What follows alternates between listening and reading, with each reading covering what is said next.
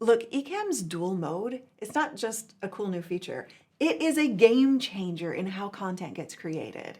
So you can record, you can go live, you can present in horizontal and vertical at the same time, which means you're creating two completely different viewing experiences in a single take.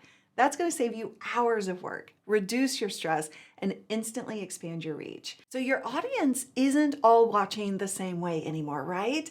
Some are on desktop, some are scrolling on their phones. And if you are only creating in one format for one platform, you're missing an opportunity. Being able to go live in both horizontal and vertical at the same time means that you get to show up in more places for more people without creating more content. That is a huge shift in how we think about reach. And it's something that we're already starting to build into our strategy. You gonna join me?